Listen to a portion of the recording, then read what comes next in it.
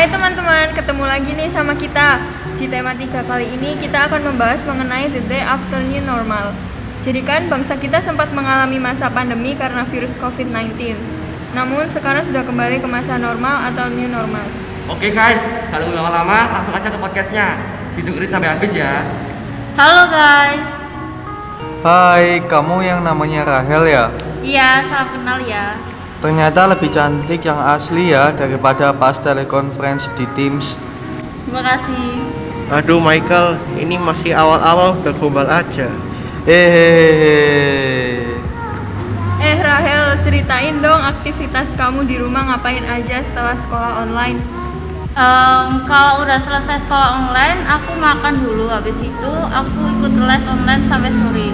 Setelah itu aku juga olahraga di rumah biar tetap sehat di kala pandemi. Wah gila sih, keren-keren.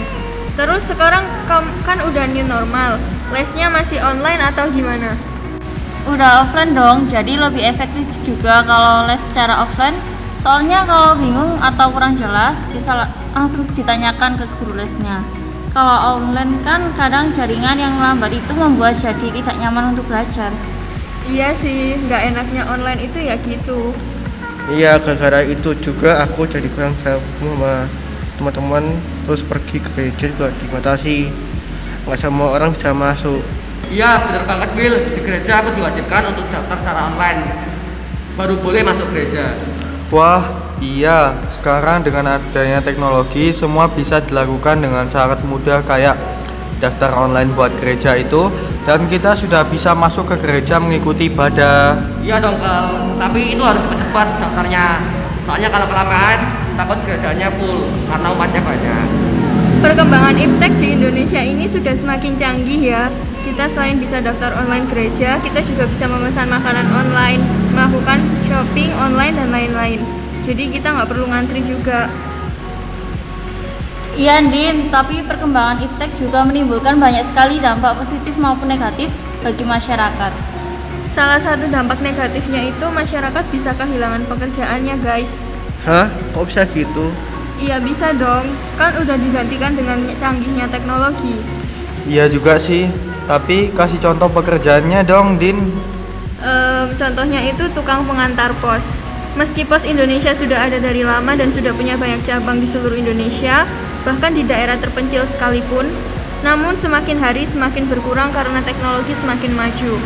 Perusahaan swasta seperti JNE, JNT, Si Cepat, Tiki, Wahana, Ninja Express, dan yang lainnya mengambil sebagian dari pekerjaan tukang pos. Tidak banyak lagi saat ini yang masih membutuhkan jasa pos untuk kirim surat. Kelebihannya, Pos Indonesia adalah bisa mengirim luar pulau hingga Papua.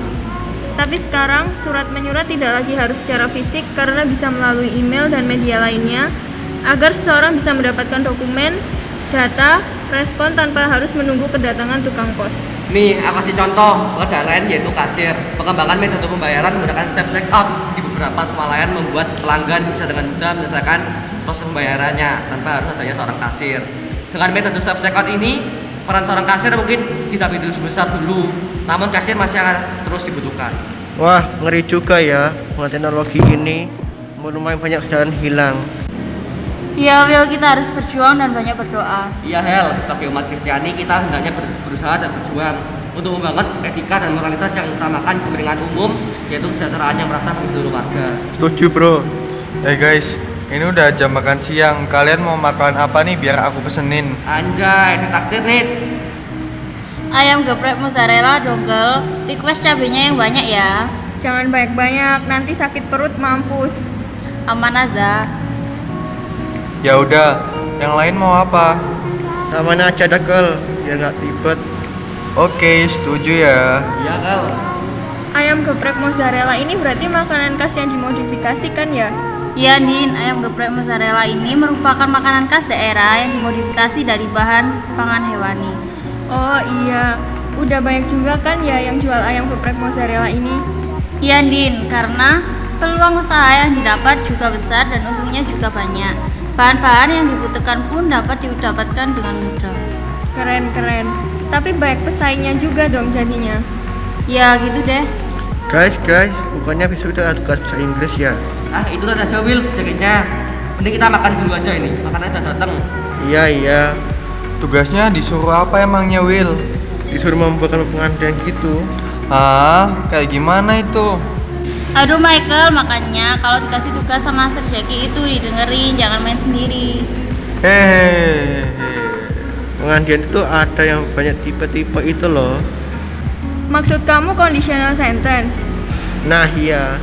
Jadi tugasnya disuruh buat kalimat yang ada conditional sentence-nya gitu, Will. Iya, Din. Tapi aku masih bingung antara tipe 2 sama tipe 3. Gampang aja, Will. Kalau tipe 2 itu berlawanan dengan kejadian sekarang, menjelaskan situasi yang tidak sebenarnya dan kemungkinan tidak terjadi. Contohnya, if I were you, I will call that new student. Nah, kalau tipe 3 itu merujuk ke kondisi yang tidak mungkin di masa lalu dan kemungkinannya hasilnya di masa lalu. Jadi kayak tidak nyata karena sudah terlambat untuk dilakukan sekarang dan hasilnya sudah tidak mungkin terjadi. Contohnya, if I had known the schedule, I would have come on time.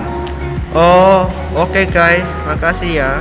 Oh ya guys, kalian nanti kalau udah lulus mau kuliah apa kerja? Kalau aku sih mau kerja. Emang mau kerja di mana? Belum tahu sih, soalnya masih bingung bikin surat lamarannya tuh gimana. Jadi kalau mau membuat surat lamaran kerja itu sebelumnya kita harus mulai menulis surat lamaran kerja. Ada baiknya kamu menyiapkan terlebih dulu berkas-berkas yang dibutuhkan. Berkas-berkas ini adalah sebagai bukti pendukung apa yang kamu tulis di surat lamaran kerja.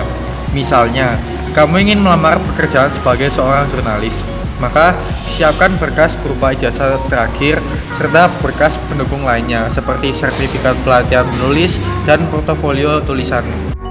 Terus langkah apa lagi dalam membuat surat lamaran? Ini aku tambahin ya. Jadi terus kasih tanggal, penulisan surat, tujuan surat, nama perusahaan yang kamu lamar, tanggal pembuka, tanggal pengantar, diri, tanggal kerja, keahlian terus menutup deh. Oh, oke guys, makasih ya. Wah guys, gak nyangka udah sore aja kita dari tadi ngobrol-ngobrol dan dapat pengetahuan yang banyak juga nih. Ya makasih ya guys udah dengerin podcast kita, semoga bermanfaat bagi kalian semua. Bye bye.